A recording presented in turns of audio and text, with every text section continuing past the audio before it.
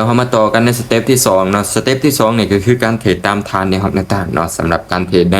BX Trade นี่จำเป็นสุดก็คือทานเนี่ยครับต่างๆเนาะสิ่งที่สำคัญเนาะมาเดี๋ยวเรามาฮู้จักกับทานเนี่ยครับต่างๆเนาะก่อนอื่นขออธิบายก่อนว่าทานเนี่ยครับต่างๆคือหยังเนาะทานเนี่ยครับต่างๆก็คือจุดกลับตัวของตลาดเนาะเดี๋ยวตีเส้นให้ทุกคนเบิ่งได้ทั้งด้านเทิงเนี่ยในกรอบแท่งเทียนเนี่ยเขาจะเอิ้นว่าเป็นฐานแนวต้านเนาะและทั้งด้านลุ่มเนี่ยเขาจะเอิ้นว่าเป็นฐานแนวรับเด้อเนาะฐานแนวต้านจะอยู่ด้านเทิงและฐานแนวรับจะอยู่ด้านลุ่มแล้วเป็นยังมันจะเกิดมีฐานแนวรับแนวต้านเดี๋ยวจะอธิบายให้ฟังเนาะสมมุติเลยเนาะสมมุติว่าตัวนี้ตัวที่ข้อยเขียนเนี่ยเป็นแท่งเทียนเด้อมันแล่นขึ้นมาฮอดจุดนี้เนาะมันแล่นขึ้นมาฮอดจุดนี้แล้วมันกลับตัวเนาะหรือว่ามีแท่งแดงหรือว่าแห้งขายกลับตัวลงมาแล้วมีแห้งขายกลับตัวลงมาทุกคนเห็นจุดกลับตัวของมันบ่นี่คือจุดกลับตัวเนาะสมมุติเราเป็นเส้นขาขึ้นแล้วมีจุดกลับตัวเป็นเส้นขาลงมาแล้วเราจะเอาจุดกลับตัวของมันเนี่ยเป็นเส้นตีเส้นนี่คือฐานแนวต้านเนาะทางด้านเทิงแล้วแท่งเทียนแล่นกลับตัวลงมาฮอดจุดสิ้นสุดเนาะแล้วแล่นกลับขึ้นไปแล้วแล่นกลับขึ้นไปเนาะแสดงว่าจุดสิ้นสุดของเส้นขาลงเนี่ยเป็นฐานแนวรับ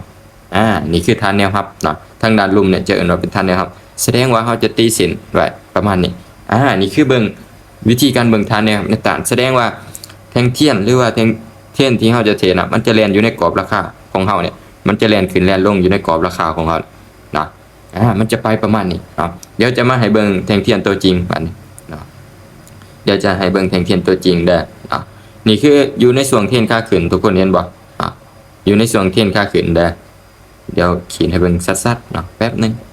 โอเคนี่คืออยู่ในช่วงเทียนขาขึ้นเด้อเห็นบ่ว่ามันมีการเป็นเทียนขาขึ้นไปเนาะมีเทียนขาขึ้นไปแล้วกลับเป็นแท่งขายกลับลงมาทุกคนเห็นจุดกลับตัวของมันแล้วบ่บัดนี้นี่คือจุดกลับตัวของมันแสดงว่าเฮาจะตีเส้นอยู่ในจุดกลับตัวของมันเนี่ยปึ๊บ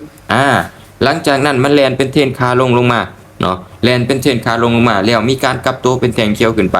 แสดงว่าเฮาได้จุดกลับตัวของเทรนขาลงแล้วนั่นก็คือฐานแนวรับเนาะนั่นก็คือฐานแนวรับแสดงว่าเฮาจะตีเส้นไว้ในช่วงนี้แสดงว่าแท่งเทียนจะแล่นอยู่ในช่วง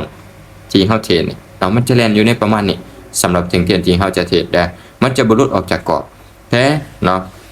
ถ้าว่าเมื่อใดที่ว่ามันหลุดออกจากกรอบไปแล้วเนาะบัดนี้ถ้าว่าเมื่อใดที่มันหลุดออกจากกรอบราคาของเฮาไปแล้วเนาะบ่ว่าจะหลุดขึ้นหรือว่าหลุดลงมาก็ตามเนาะอันนี้ยกตัวอย่างว่ามันหลุดขึ้นไปเนาะสมมุติว่ามันแล่นอยู่ในกรอบราคาของเฮาเนี่ยเนาะแล่นตามกรอบราคาของเฮานี่แหละถ้าเมื่อใดที่ว่ามันหลุดขึ้นมาเลยเนาะหลุดฐานแนวต้านของเฮาขึ้นมาหรือว่าหลุดเส้นทางด้านเทิงขึ้นมาแสดงว่าแห้งซื้อเข้าลายทุกคนเนาะแห้งสื่อข่าวลายแม่นยังให้เฮาตามสื่อตั้งแต่เริ่มที่ว่ามันจุดที่ว่ามันหลุดขึ้นเนี่ยเนาะตามสื่อขึ้นมาเลยเด้อเนาะตามสื่อขึ้นมาแล้วเฮาจะไปตีเส้นหรือว่าย้อนแท่งเทียนกลับขึ้นมาเนาะหรือว่าแนมกลับหลังกลับขึ้นมาทุกคนเห็นบ่ว่ายังมันมีแท่งเทียนในอดีตหรือว่าเทียนในอดีตเนาะแสดงว่าเฮาจะตีเส้นไว้ในจุดกลับตัวของเทียนในอดีตนี่นำเนาะเฮาย้อนแท่งเทียนกลับขึ้นมาแล้วเฮาจะตีเส้นไว้ในเทียนอดีตเนี่ยตีไว้ปึ๊บนี่คือเฮาได้ฐานแนวต้านจุดใหม่แล้วแท่งเทียนที่เฮาจะเทรดแท่งเทียนที่เฮาจะเทรดเนี่ยเดี๋ยวลืมบอกก่อนแป๊บนึงแท่งเทียนที่เฮาจะเทรดเนี่ยมันจะมาแล่นอยู่ในกรอบใหม่ตัวนี้เนาะมันจะมาแล่นอยู่ในกรอบใหม่ของเฮาตัวนี้เนาะถ้าว่ามันหลุดออกจากกรอบใหม่ของเฮาไปแล้วเห็นแนวใดเนาะมันหลุดออกจากกรอบใหม่ที่ว่าเฮาตีใหม่ขึ้นมาเนี่ยหลุดขึ้นมาเลยเฮาจะเห็นแนวใดย้อนแท่งเทียนกลับขึ้นมาอีกทุกคนเนาะย้อนแท่งเทียนกลับขึ้นมาอีกแล้วตีเส้นแสดงว่ามันจะไปแล่นอยู่ในกรอบราคาใหม่ของเฮานั้น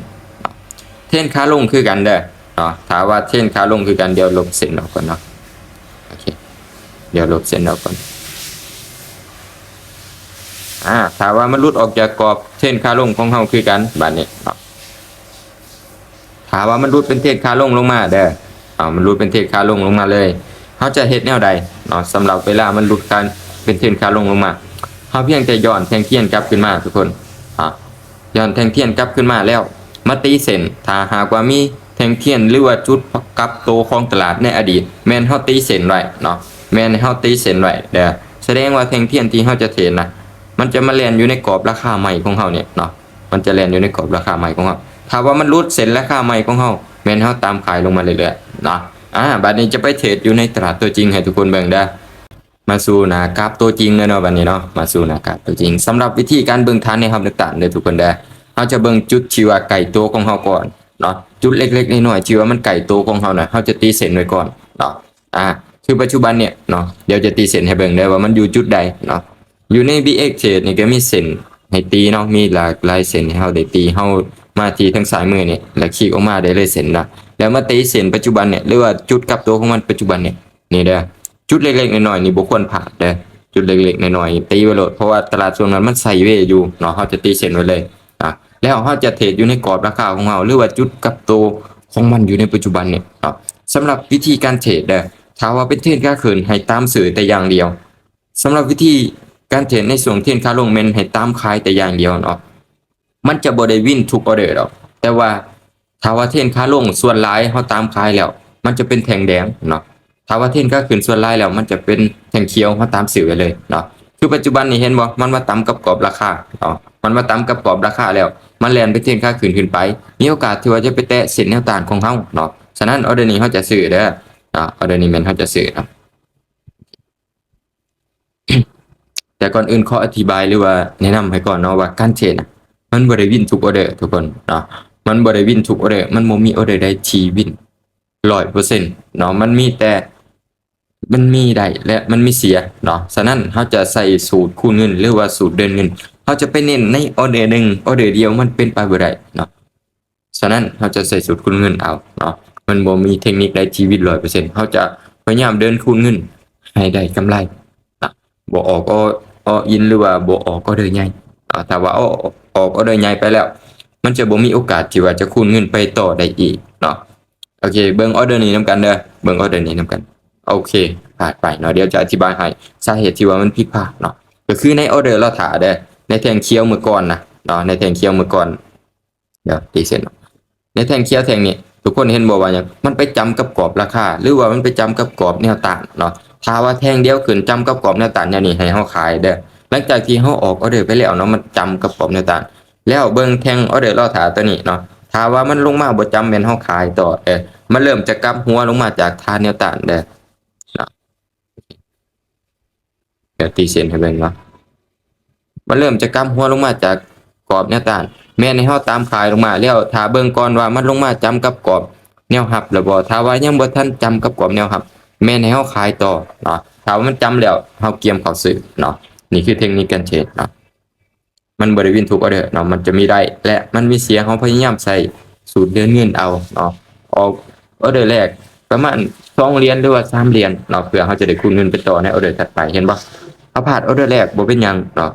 ออเดอร์ที่2คูณเงินไปต่อเฮายังได้กำไรเด้อนะแล้วทุกคนเบิ่งออเดอร์รอท่าเด้อ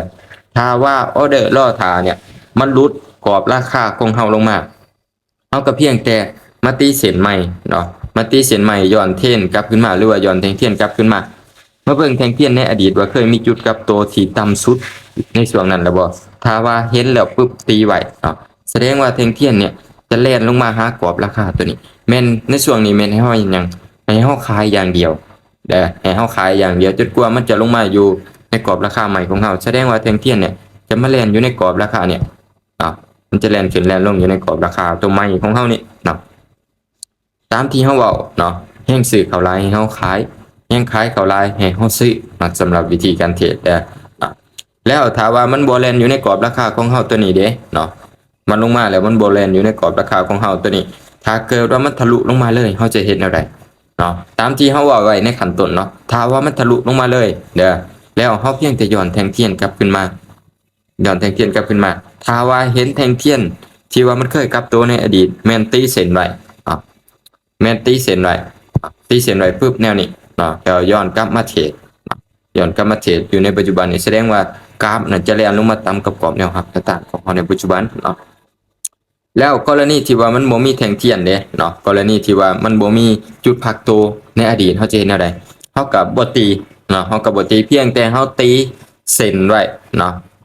ไว้ในจุดตัวปัจจุบันเนี่ยเฮาตีเส้นไว้ในปัจจุบันนี่ก็พอแล้วเนาะหลังจากนั้นมันหลุดลงมาเฮาฮู้แล้วว่ามันหลุดลงมาเนาะเป็นเทรนขาลงมาเฮาเพียงแต่ตามขายแต่อย่างเดียวเนาะตามขายแต่อย่างเดียวแล้วเฮาเบิ่งแท่งเทียนที่เฮาจะเทรดปัจจุบันเนี่ยเบิ่งที่ปลายลูกศรเนาะสมมุติว่าปลายลูกศรนี่เป็นแท่งเทียนเด้อมันมาฮอดจุดนี้ปุ๊บ